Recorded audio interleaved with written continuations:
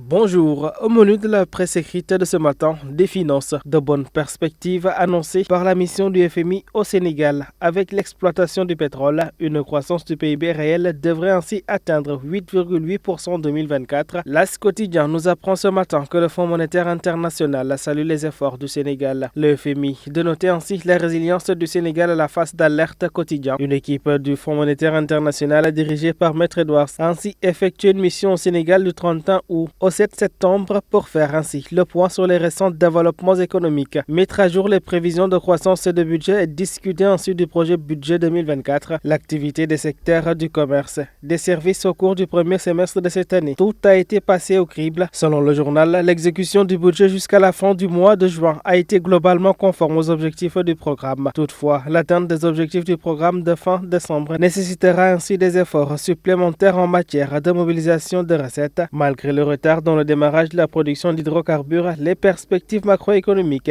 restent favorables. Dans la même veine, le Peuple quotidien nous signale que la croissance devrait également repartir à la hausse avec une prévision de 6%. La croissance du produit intérieur brut est réelle et devrait atteindre 8,8%. Le FMI a également formulé des recommandations au Sénégal et prédit de belles perspectives économiques. Cependant, l'info quotidien mettra le doigt sur le coup de la tension politique. La situation sociopolitique tendue a pesé sur l'activité des secteurs du commerce et des services, ce qui a conduit à une révision de la baisse des prévisions de croissance du PIB qui sont passées de 5,3% à 4,1%. De nouvelles pressions inflationnistes sont apparues récemment et les prévisions pour l'inflation moyenne en 2023 ont été révisées à la hausse, passant de 5% à 6,1%. Direct News quotidien de pointer des conclusions porteuses. La croissance hors hydrocarbures devrait remonter à 6%. Une coopération des autorités sénégalaises magnifiée par le FMI. Des lueurs d'espoir persistent quant à la bonne tenue de l'économie sénégalaise. Les Échos quotidiens de revenir sur les notes après sa mission. Les manifestations politiques font ainsi chuter la croissance d'après le journal. D'autre part, c'est le choix du candidat de la majorité présidentielle qui intéresse. Macky Sall réserve la primeur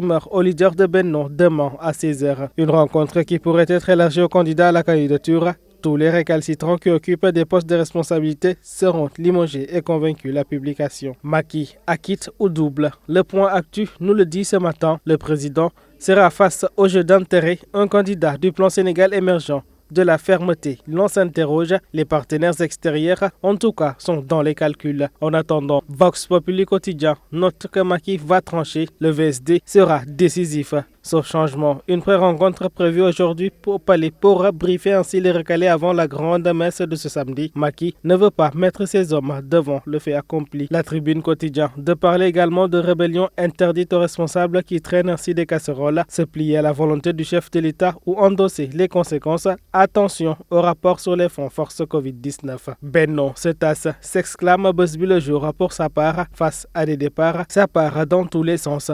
Yo prépare-t-il sa candidature? Le canard du groupe Immédiat pose le débat. En attendant, on quitte le navire comme sous Diouf en 2000 et sous Wade en 2012. Le président recevra en tout cas les leaders de BBY et les candidats ce samedi. Macky Sall, sur ce point, et face à ces petits monstres, signale le journal Critique. Plus que 5 mois à la tête du pays, Macky Sall, qui avait droit de vie et de mort sur ses hommes par la force du décret, n'est plus vu comme cette constante par qui se nouait le destin dans l'espace présidentiel. Mise en défi par ses lieutenants et dos au mur pour le choix imminent du candidat pour la coalition Benno Bokk Yakaar. Le président sortant n'est pas loin de sortir par la petite porte si simplement son plan de succession n'est pas validé. Et ainsi va donc la presse du jour. À toutes et à tous, une bonne lecture.